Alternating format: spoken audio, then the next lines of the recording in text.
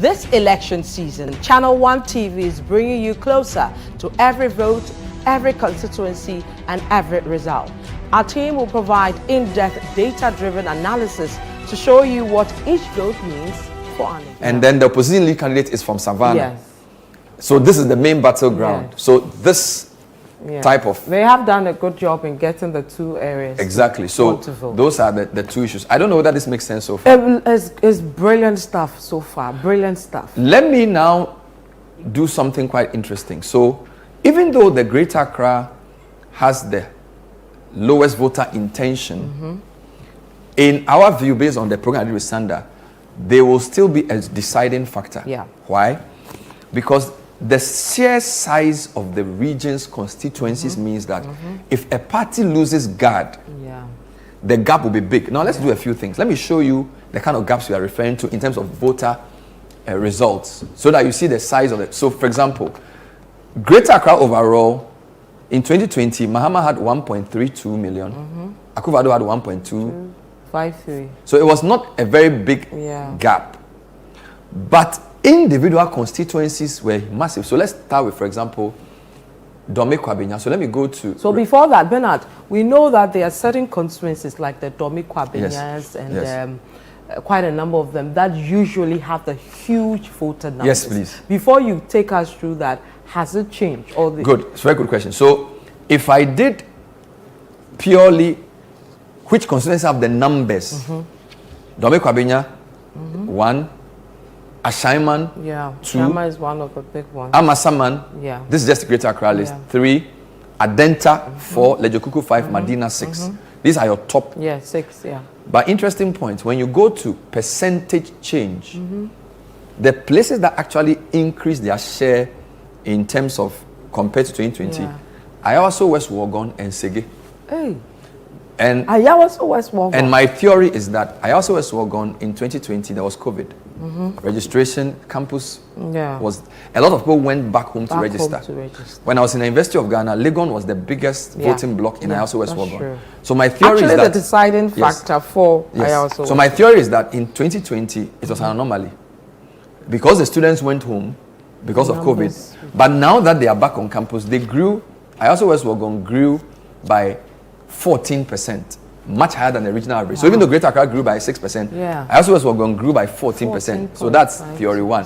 Sege, I don't understand Sege. 13% growth. Sanda thinks it's because of maybe the salt thing. Maybe people have moved there for the McDonald's thing. Maybe that's what he's saying, because there's no other explanation for Sege. So jobs? Possibly. We don't know. There's probably a new migration wave there. We need to follow up. Good. So the reason you asked about the gaps. So let's go back to the Greater Accra, just by way of reminder. Of your top 10, 7 are from Accra. And of your top 20, 13 are from Accra. By way of interest, in your top 20, Western has 2. But they are outside the top 10. In the top 10, Volta has 1, which is Ketu South. Ashanti has 1, Kwabere East. Central, Ewutu Senya East is actually number 3 in Ghana. So those make up the top 10. There's 7 Greater Accra, Ewutu Senya East, and then Ashanti, Kwabere East, and then Ketu South. They are your top 10. Now, Kwabere East and Ketu South are strongholds of the 2 opposing parties. So the gaps will be big. Ewutu Senya East is MPP, but the gap is not that big. It's narrowing now, Good. Now, let's take the reason why Dome Kwabenya is interesting. So, Dome Kwabenya is 182,000 voters. In 2020, there was a 28,000 vote margin. Vivian, 28,000 votes. It's a lot of votes. It's a lot. So, Akufo-Addo's advantage over John Mahama was 28K. All right. Let's take another of the MPP strongholds where they get a lot. Trobu, which has 145,000 votes. The gap was 32,000 votes. 66K for Akufo-Addo, 34 for Mahama. All right, so I'm doing the MPP ones first. Let's take another place MPP tends to do well in this area.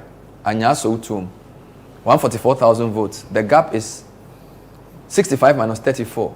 That's 31,000 votes. You see where I'm going? Take Wejak Bawe, a big constituency, 118,000. The voter gap is 48 minus 17K. You know, before it was split to, you know, all that. I remember was the biggest. when they accounted, yes. and you are the party that loses your heart, you just give up. So I've given you the MPP big boys in Greater Accra. Let me give you the NDC big boys. Ashaiman, 174K registered voters. Mahama 76K. Akufo-Addo 41K. What's the difference there? That's 25,000. That's a lot of votes, right? Another big boy for the NDC, not so big as the MPP one, you could say, is Adenta. 60K, 52K, just 8K. Yeah, that's not. All right, it's not that big. Medina as well, 158,000 voters, 60, 48, 12K. 12K margin for. But come to Konkatamanso, 136,000 registered voters, 54K Mahama, 37 Akufo-Addo. So that's a pretty healthy margin. Not as big as Domeko Abenya, but certainly not in the because 37 to 47 is 10. So about it's good. It's a 13K. Ningo Pram, another big boy, 104K. The gap 18K, 49K, right? So look at this. So Domeko Trobu gave you a 30K gap for MPP. Samuel George has also given NDC a 31K gap. So let's do something interesting. Add Ningo Pram to Trobu. What do you have? Sorry, let me add Ningo Pram to Trobu. Ningo Pram to Trobu. Right? It evens out. So you are now doing the numbers thing. How Trobu gave MPP 30K. Yeah. Ningo Pram gave NDC about 30K. About 30. When you put the two together, 249,000 voters. Akufo-Addo 85, Mahama 84. So the key to Greater Accra is if you manage to turn out large in your stronghold, you have a chance. Good. Now, the reason this is an interesting discussion is that the voter intention is low. Does it mean that they won't vote for their leading candidates? The government people won't vote, or will they vote for a third party? So in Greater Accra, the gaps are big if you turn out well. So in my view, Greater Accra can be decided if a group of supporters decide to stay away. That's when the gap becomes significant. All right. So I think when we come back, we can go to the. But let me show you your constituency. Lojokuku. You have two constituencies. You are from La. Let me do that in 2 minutes. And then I live at Tension State. You are from La. And then I work at, you don't know, but I have 4 constituencies. Okay, so let's go to La first. So let's start with. Now, you are from La, right? Yeah. La is called Dadekotopo. So 126K is a big number. And NDC gets 9K votes. NDC usually does well. Then you go to Lojokuku, that's 162, 9K gap. All right. Let me add La to Dadekotopo, 288,000. The gap is around 17,000. Where do you work now? Now I work at Tesano. But I still Where did you used to work? Kole Clotte. So let's go there. Let me add Kole Clotte. It's almost 400,000 voters. And the gap is now 145 minus 123. When you do a coastal analysis, it's very interesting. You add Crow. There's a lot of people who live on the coast. When you add Ododo, this 1, 2, 3, 4, 5, 6, 7, it's almost 1 million. From Ododo, if I add Ablekuma South, from Ablekuma South, I'm not even at Tema yet. I'm almost 1 million voters. And this 1 million voters, it's swaying towards the NDC. The cost is for NDC. Generally, the cost is for NDC because you see 344, 299. So I'm starting, although if I add these other ones, it closes up. Botiano, MPP 1 is closing. Wejagbawe is closing. Ablekuma West is now closing. Okay, Bernard, it's getting exciting. I need to take a quick break. It's just the Situation Room. My name is Vivian. Look, I'm here with Bernard Avle. We're looking at the numbers. The numbers for registration, not just the numbers, but the percentages as well. Stay with us, we'll be right back.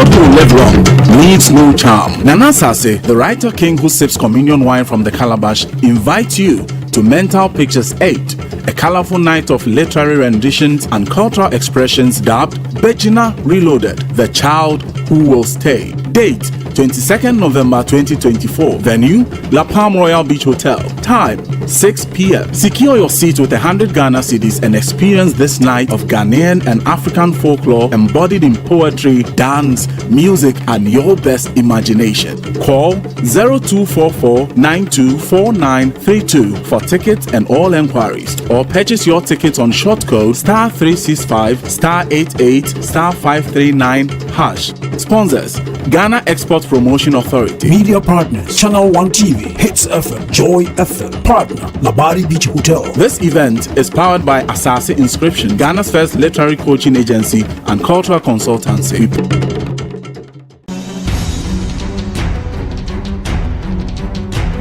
This election season, Channel 1 TV is bringing you closer to every vote, every constituency, and every result. Our team will provide in-depth data-driven analysis to show you what each vote means for our nation. From the campaign trail to voting day and the final declaration of results, Channel 1 Television is covering it all. We'll be on the ground in all 276 constituencies, so every voice is heard and every community represented.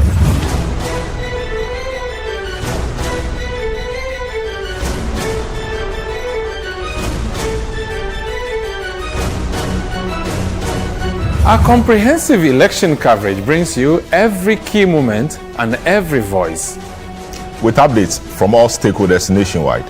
This is election news you can trust, powered by the latest data and expert analysis. Join us on Channel 1 TV for election coverage that keeps you informed and engaged. We're here for every step of the journey. Channel 1 TV, your election bureau.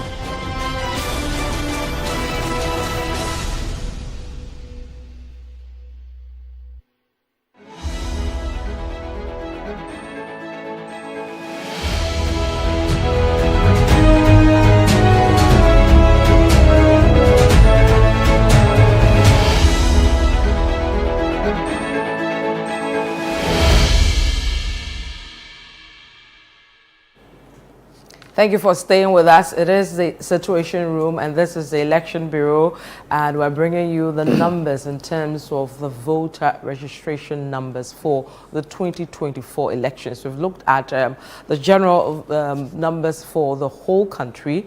Now we are moving to the North proper, which has some interesting developments there in terms of those who really are eager to vote this time around. My theory is that because the two main guys are from there, they may have whipped up some, interest over there. And what is even interesting is that, Vivian, Mahama is from Savannah, Baumia is from Northeast. So somehow, the battleground is now North. Because they are both neighbors. Don't forget the chart I showed you. Voter intention is high for all three areas. Okay. Now, if you look at registrations in terms of percentage, let's start with Savannah. Savannah had a 14% growth in registered voters. It's only 44,000, but 14% is a very high percentage. So Savannah registered 14% more, almost 15% more people to register, right? Let's look at Northeast. Northeast, 17%. 50K. So Savannah had 44K, Northeast had 50K. Now, they are not monolithic. Everybody in Northeast doesn't vote for Baumia. Everybody in Savannah doesn't vote for Mahama. In fact, let me prove that to you. Let's run through. Let's start from Yagaba Kubori. They had 21% increase in voters, 6K. The MPP won 17K, NDC 9K. So it's like an 8K gap. Okay, that's Yagaba Kubori. Let's do Walewale, Baumia's hometown. 16% increase in voters. MPP 32,000, NDC 28,000. It's only 4K. It's so close it's for, close, his right? hometown. Now, let's do Naleruku Gambaga. 14% increase. Mahama actually wins it. 31,000, Akubado 29,000. So, it's not monolithic. Come to Bumpurugu. 23% increase, 9,000 new voters. Mahama wins it. All right? This is 2020. What's his guy? A guy, our friend, his constituency. He will work with us. I forget. I'll come back to that. The reggae guy. No. That's not the reggae guy. His own is No, he's in the north. Okay. He's in the north, Okay. yes. I know, Ras Mubarak. He'll kill me. Now then you have, where am I now? Okay, so move away from that. So Unyo. Yeah.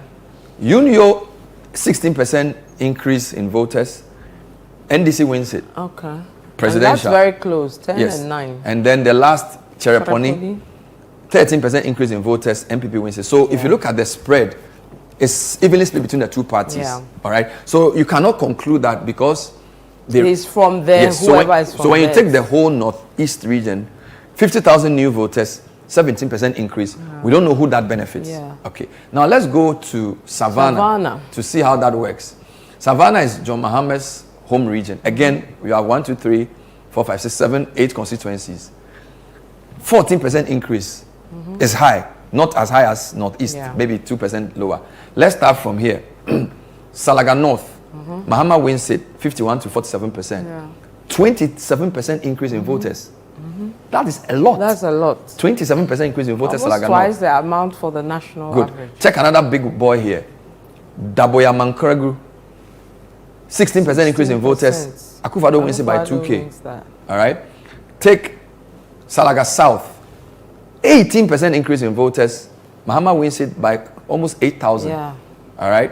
Then you come to Yape Kosou. This is the John Jinapo. Yeah. 14% increase. Mahama wins it by almost 16,000 votes. Wow. 65%, 32%. So dominant NDC.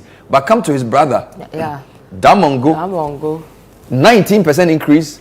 Even though Mahama wins it, it's just a 4,000 gap. Close, yeah. Right? So you can tell Samuel Jinapo is closing the gap there. So whilst NDC has some places in Northeast, MPP has some places in Savannah as well. And Damongo used to be won by the NDC for a long time. Yes. Indeed, he won, the MPP candidate won the parliamentary, even though presidential Mahama wins it. Let's do the other last two. Solatuna Kalba, 10% increase national average. NDC wins it. Look at that. And the margin is huge. 74% to 22%. It behaves like the Upper West region. Big margin. Isn't this Laurentius constituency? Originally. Then Bole Bamboy, Mahama's hometown, is from Bole. Only 8% increase in registered voters. But his gap, he has 80%. Yeah. Akufo-Addo has 18%. All right. Now, with Bawumia on the ticket, all of this changes. Now, Vivian, the reason why the North is more interesting is not beyond even the two home regions. It seems as if the North itself has become... Because if you go to your previous map, if you go to the results map, this region was split down the middle, 8-8 in 2020. So you cannot even say it's NDC stronghold. You get it? Indeed, Northeast was split, Savannah was split. So, and now look at the deep reds. I just want to show you the growth in voters. Let's start with this place. Tatale Sanguli, Vivian, 29.7% increase in voters, the highest in the whole country. Tatale Sanguli, this is almost unimaginable. What led to that? It's curious, isn't it? That how the numbers have really shot up there. But this is explained. People say they want to vote. So what is pushing the Tatale people? I don't know. I don't know if you're from Tatale or you vote in Tatale, you can send us a message to tell us why. I mean, from the numbers from the EC and then from the NCC. So it's close to 10,000 new voters for a small constituency of 43,000 voters. And the interest is imagine by you have 43, you have 33,000 voters in 2020. And the number grows by almost 10K. And it's a very even split. Akufo-Addo gets 51, Mahama gets 47. So it's nobody's stronghold. All right, that's Tatale Sanguli. The other big boy in that neighborhood of registrants is Wulensi. 18% growth. Mahama and Akufo-Addo split down the middle. 50% Mahama, 48% Akufo-Addo. Wulensi grew by almost 9,000 voters. All right. Take another one. Bandai. 19% growth from 55 to 66,000. Mahama wins it with a 5,000 gap, 54-44. Bandai registered a lot of voters. I can even do Zabzugu. All this is north. Zabzugu, 24% increase. Wow. 24%. And again, MPP wins it, 54-44. 17K Akufo-Addo, 14K Mahama. So if I could do a summary, but let me continue with the big boys. Yes, another one, Yendi. where there was a lot of controversy on the primaries for MPP. Yeah. 16% growth, 12,000 new voters. Aliu Mohammed San. 12,000 new registrations. And this is an MPP area. 60% MPP, 38% NDC. Yendi grew by 12K votes. 12K. 12,000 votes. Yendi, 12,000 votes. Vivian, it's very serious. Let's do another one here.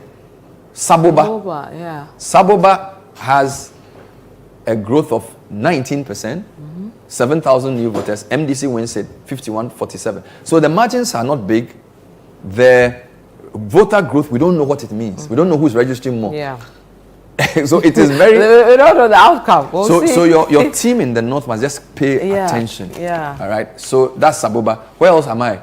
I've done Yendi. Let me do Yendi's neighbor, Mion. Mion is MPP holding that for parliamentary.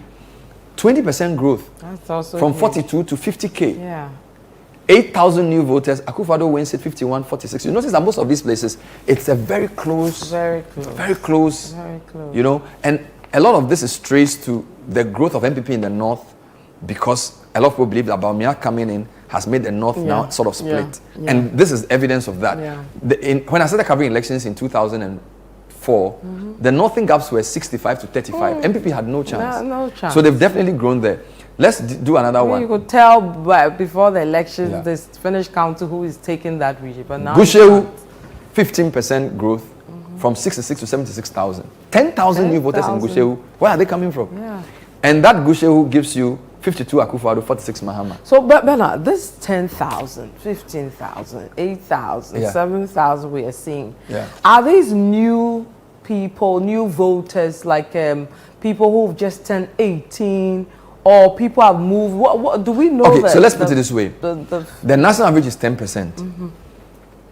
Anybody who has anything double of that is abnormal. That abnormality could be migration, or moving people from one constituency to another. Now, what makes the north baffling is that, if you go to central region, let me give you something. If you go to central region, the largest growth in voters is in Efutu. It's 28%. That 28% growth is higher than all the growth around it. So you can, maybe let me explain that. You can use that to say that maybe people have moved from another constituency to that constituency. All going there. Really. But the north is baffling because everybody is growing. Yeah. So is it a population that increased, or because a candidate is from there, they are now registering? Because in the central region case, let me do that briefly to them before I come back to the north. In the central region case, you can understand, or you can conclude that you notice that your biggest grower is Efutu. 28%. 18,000. 18,000 new voters. But if you look around Efutu, somebody like Gomwa East had only 6%, lower than national average. So you can say that when Efutu gains, Gomwa loses. Because the region's average is 11%. So you can say Gomwa East did not grow at all. Do you understand? So you can conclude that maybe Gomwa East people went to Efutu. You could even use the same for Gomwa West. They grew by only 8%. When the region grew by 11%. So you can say maybe Gomwa West went to Efutu. You could even... Gomwa Central, I see the numbers went up. Gomwa Central is 9% growth. But that's 21,000 new voters. All right? But take Efutu. Sorry, let me do it properly. Give me a minute. Take Efutu. Efutu grew by 28%, 18,000 voters. So my point is, you can understand Efutu because around it, there's some reduction. Yes, there are some places where the growth is below the national average. So you could say that maybe they got some from here. In fact, we heard Cynthia Morrison complain that in Agona, where is Agona West? In Agona West, she had a 10% increase. Some of her people went to register in Efutu or whatever. All right. So this, of course, Ewutu Senya East grew by 19K. Yes, 12%, 19K. Okay. So Vivian, this you can explain. The north is where it gets very, very interesting. So in answer to your question, I don't know, but let's wrap this up. Okay. All of these guys are growing. The region next to it is also growing. Oti is also growing. So where are the people coming from? Let's do Karaga. 16% increase, almost 9,000. It was won by MPP by about 56 to 42%. Did I do Gushewu? Gushewu, 15% increase, 52, 46. Did I do Savelugu? No, you haven't. Savelugu, grew by 16%. NDC wins 50, MPP 47. Kumbungu. So I'm moving all across the region. It's not even just the eastern corridor. Kumbungu, this is where Rasmussen used to be. Kumbungu, yeah. 16% increase. NDC wins 61-36. All right. Then I come to Tolon. 16% increase. MPP wins it 29-23. So that's like a 6,000 gap. Now, the other funny thing is that places in the northern region didn't grow as much. So, for example, Tamale Central. I was going to ask you that. Who is that tiny? Yeah. Tamale Central. Whose number is Mutala. It's the most urbanized part of Tamale. Tamale Central. Tamale Central grew by only 6%. Wow. NDC won it by 60-38. So can we assume that maybe people who live in Tamale Central, their hometown could be any of those places around? Okay. So that the lower than average growth in Tamale Central could be explained by some of the growth. Take Tamale South as well, Haruna Idrisu. Tamale South, only 7% increase. Wow. Tamale South, by the way, is the largest constituency in the north. Yeah. But their growth was only 7%. Could it be that some of the people who live there are actually from other places? Because Tamale South is also very urbanized. Do you follow my logic? Let's try Alas and Suhini. He's from Tamale North. 12%. It's still... Yeah, it's not so... It's a bit higher than the 47 to 53,000 voters. Let's try Sagnerigu. They didn't grow that much as well. 11%. So maybe the more urbanized Tamale... Because all the people around Tamale Central didn't do so well as compared to the dark patches we have. So maybe she works in she works in Yankpala, but she's from Mion. Yeah. Or she lives at Vitin, but when it's registration time, she goes to Tolon to vote. This is the other one, Bimbila. Yeah. Bimbila is the second or third largest constituency in the north, apart from Tamale South. This is the defense minister's constituency, 11% growth, but it's a big base, 81 to 91K. So could it also mean that some of the Bimbila spread out? So my theory could be that Bimbila didn't grow that much because people went to register around. I don't know.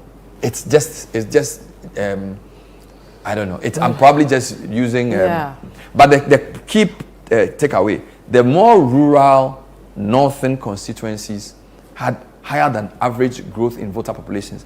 The key, though, is that it's not really anybody stronger. When you take the north in total, this northern region, NDC wins it 53 to 45%. So that's about 63,000 votes difference. So this growth could mean anything. Yeah. Well, we'll have to deep now, let me just do something quickly. Let me just show you. Let me add northeast to it to show you what I call the continuities. So you see, when you add northeast, this growth makes sense. You see, this is Kumbungu. This is Yakaba Kubore, they are neighbors. This is Savelugu. This is Walewali, they are neighbors. Savelugu is where the airport is, on your way to Eboga. This is Karaga. This is Nalerugu Gambaga. So people don't live with regional boundaries. So the growth is not necessarily region specific, it's area specific. All right. This is Gushehu. This is Yunyo. They are neighbors all the way to Tolon. So all of these guys have grown by higher than. In fact, let me show you the key.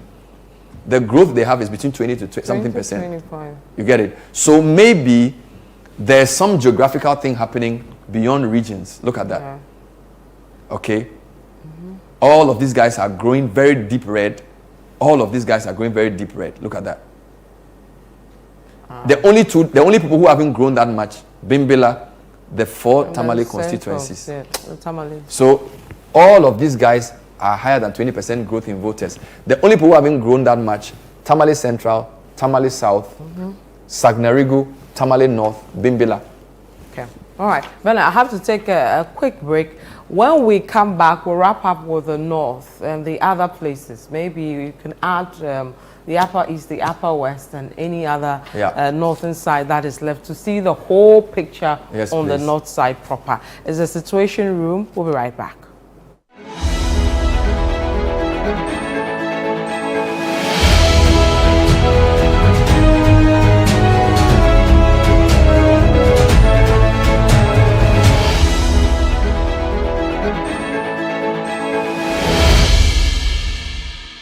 Now, since 2017, the MPP has invested heavily in healthcare infrastructure. I don't even want to talk about zipline drones that have today saved over 1.2 million lives. We've completed 6 out of the 9 stalled and abandoned Eurojet health sector projects that we inherited since 2017. And we've started and completed new 47 non-Agenda 111 hospitals, clinics, and healthcare projects, including 21 clinics through IPEP. We've also started 17 non-Agenda 111 hospitals, clinics, and healthcare projects currently at various stages of completion, including 5 clinics through IPEP. And we started 21 new treatment and holding centers, 13 of which have been completed. Also, Agenda 111. That's a different debate. So if you're looking for the party or the candidate who represents the most investment in healthcare infrastructure, not just one hospital in a particular place, but spread in many parts of the country, that party, that candidate is Dr. Mahamudu Papa. The Situation All White Christmas Party is back! This Christmas Eve, forget the usual and step into a celebration like none other. The Situation All White Christmas Party is taking over the city with music, magic, and memories waiting to be made. Think cozy vibes, electric beats, and the perfect blend of festive cheer and wild energy all in one space. Date 24th December 2024. Venue The Underbridge, East Legon. Time 8 p.m. Dress code, it's an all-white affair. Come and dance like nobody's watching. Sip, mingle, make merry, and unwrap the ultimate Christmas Eve experience. Dress to impress, bring your holiday spirit, and let's make the Situation All-White Christmas Party unforgettable. Call 0205-973-973 for table reservations and get ready to party! It's going to be lit at the Underbridge. The Situation All White Christmas Party 2024 is powered by Channel 1 TV with support from 97.3 City FM.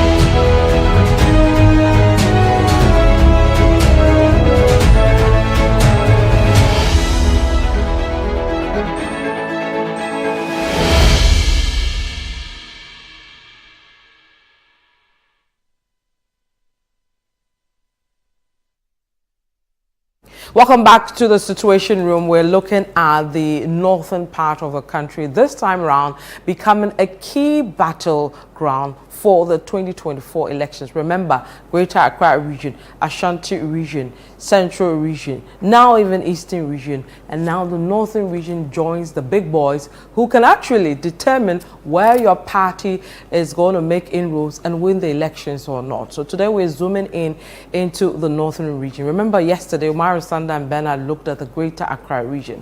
So we'll wrap up on the Northern region. If there's time, we'll probably go to Bono. Interesting, but what the Northern region, in my view, may not be very deterministic in the election results. Okay. You know why?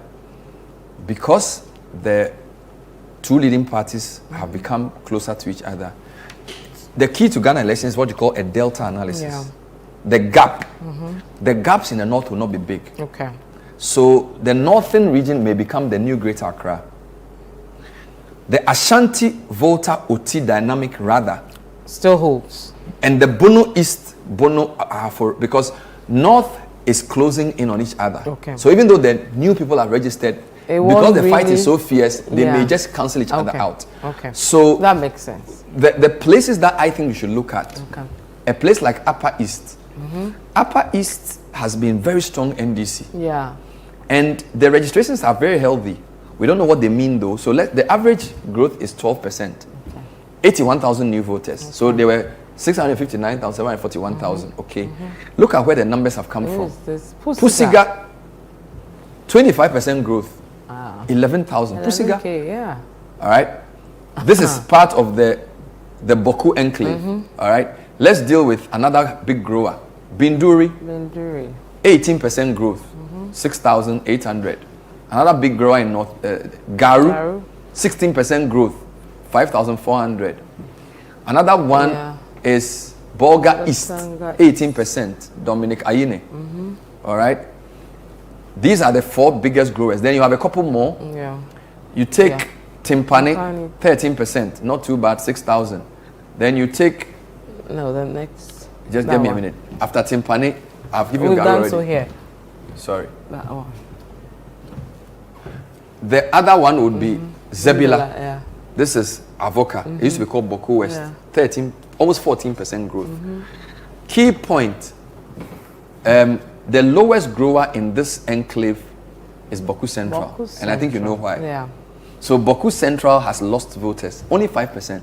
This is lower than the national average. It tells you that whilst everybody has gained more, Boku Central hasn't grown that much. Could they have gone to register in Binduri, Pusiga? We don't know. Could they have gone that to some of them Binduri? Are moving to Bolgatanga.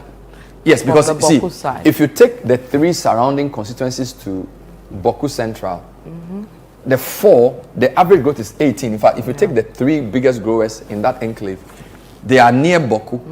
So, and they grew by 20%. Yeah, that makes sense. And Boku grew by 5. So I think we are making some progress here. Now let's deal with the other part of the region where the growth came. Bolga East. Could they be beneficiaries of the Boku exodus? Because you know that when you're driving up north, Bolga East is having a lot of new hotels. It's very close to Bolga itself. That could be benefiting from. So you notice that the growth is in Zebila, it comes to Nabdam, and then Bolga East. Bolga Central itself doesn't grow that much, only 6%. Maybe it's full. All right, we don't know. The other 2 growers in the Upper East are Bulsa North, 14%, Clementa Park, Bulsa South, 14%. That's Agalga James. They are the 2 MPs in that area. So the 2 least growers, Boku Central, Bolga Central. A few points of note, places like Tiana Paga, 11%. Navrongo Central, 10%. All right. Then you have Bongo, 9%, a little below the average. Then you have Talensi, 10%, national average. So Vivian, we can conclude that clearly Boku has suffered. Pusiga, Binduri, and Garu probably have benefited from that. Certainly Bolga East has also benefited from the spread. So, but overall, because the NDC does very well here, let me look at the population, the results to give you an idea of why they may be interesting to see. So let's look at Bolga East. 69, 28%. Wow. 7,000 gap. All right. Let's take Pusiga, 8,000 gap for NDC in 2020. Let's take Binduri, 9,000 gap. Now, by the way, the situation in Boku could influence votes there as well, where for some time, even the MPP MPs in the 6 Kusol areas said they're not even going to campaign. All right? Look at Garu, NDC wins. So NDC is pretty strong in Upper East. I think MPP has only 1 parliamentary seat in the region. Everywhere else, John Mahama won. All right? So we don't know whether obviously the beneficiary for this registration, the thing is that you don't know who's registering. And how they will vote. So you can't conclude that because in fact, even if you go to Ashanti, I'll show you something. If you go to Ashanti, the growth in Ashanti is not necessarily, I'll show you something, just for shaggy reasons, right? So you go to Ashanti region. All right. Now, if you look at the map casually, Ashanti grows by 9%. 275,000, that's big. But where are the deep reds? Let's start with this. Sechafran Plains. Sechafran Plains is where NDC won. NDC is one, Does it mean they registered more? Does it mean people registered more? We don't know. Because Baobia was in that area this week. But Sechafran Plains is 21% growth in voters. Does that favor MPP or NDC? We can't tell. The other big one, Ofinsu North. 3,000 gap, MPP wins it. The other big grower, if Jurassic Cheduma say 14%, NDC wins it. What does that tell? We don't know. Here are a few more. Hafano North.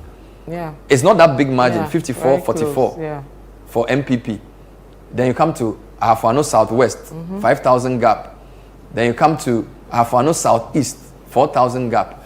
My point is, these increase in numbers have to be studied better to know the flows and to also know the dynamics of who was registering before you can conclude. Let's end with Upper West, because I think we are doing a North discussion today.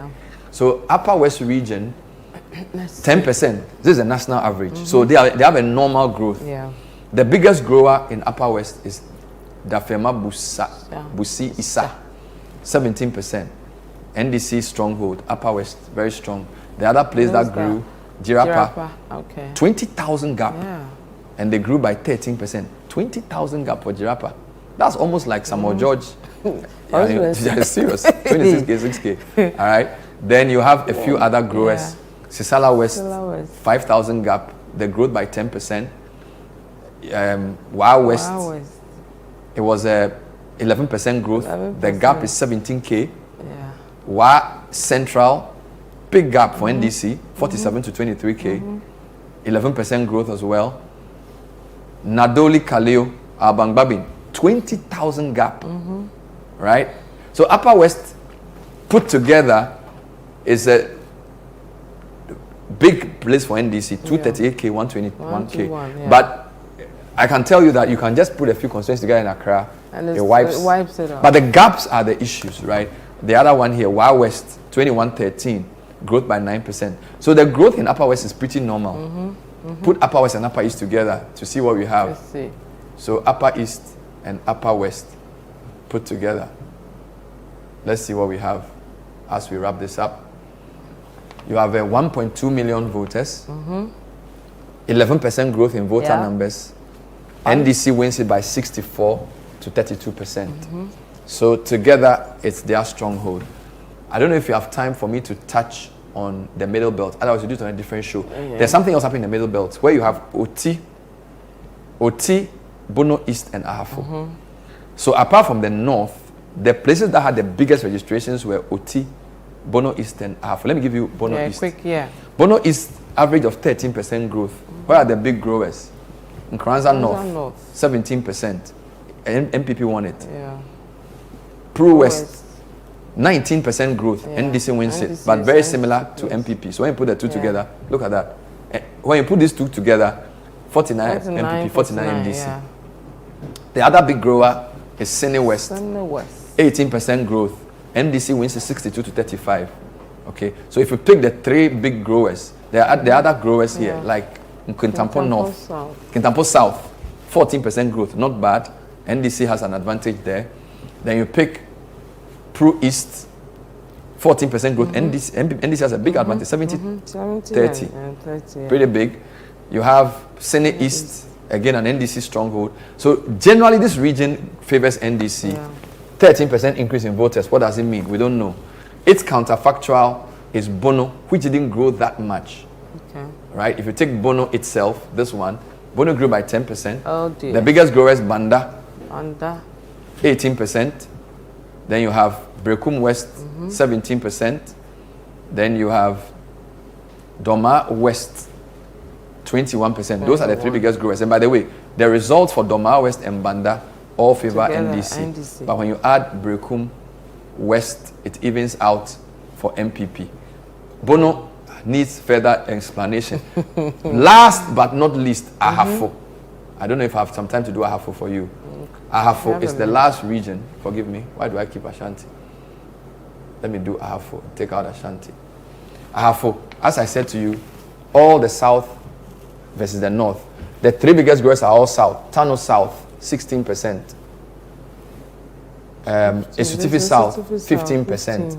Esunafo South, 17%. So more registrations in the south than in the north. And generally, NDC does better in the south than in the north. When you put the region together, 13% growth, 42,000 new voters. MPP's advantage is a 10% gap. Keep an eye on the three Afro regions, the three Bono regions as well. This is interesting. So I guess we'll move to the Ahafo tomorrow. Or anything you want to do. The thing there is there. We decide where to go. But this is great stuff. It's there. This is great. I enjoy the northern one. Yeah. Gives us good perspective on what to expect and all that. But unfortunately, our time is up. When the discussions get exciting and then they hit the bell and say our time is up. So we have to leave it there. And then tomorrow bring you another exciting edition for the Situation Room. And of course, I did this with Bernard Avle. My name is Vivian Lokko. Stay with the conversations. Just make sure you use the hashtag Ghana Polls 2024 so you don't miss out on anything. We'll see you again tomorrow. Bye-bye.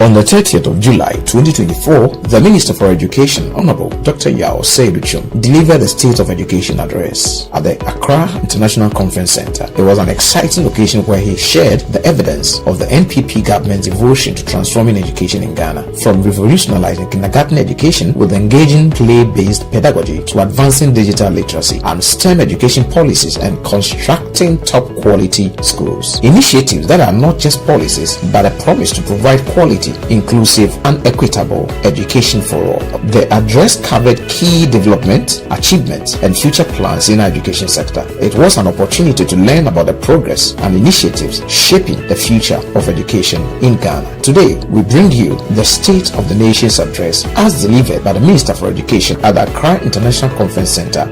I'll be doing an evidence-based communication because I know there are some who do not trust what the politicians say much. You've been waiting for action, and we'll provide the action.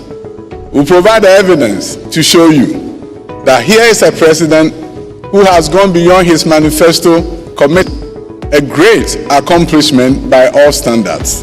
We want to make sure that this nation's fortunes change for the better. Great strides have been made. We may not be where we want to be, but we are not where we used to be. And that evidence will be shown today. Number of you have provided guidance, others critique. Either way, we believe it has made us do our job better. Africa Education Watch, under the distinguished leadership of my brother Kofi Asai, has always provided insights, sometimes in support of what we do, sometimes divergent, yet it all helps us to do our job better. My brother Kofi Asai, we've heard you about dropout prevention and what we need to do in that space. So you have always talked about dropout and how we need to stem the tide of dropout in our schools.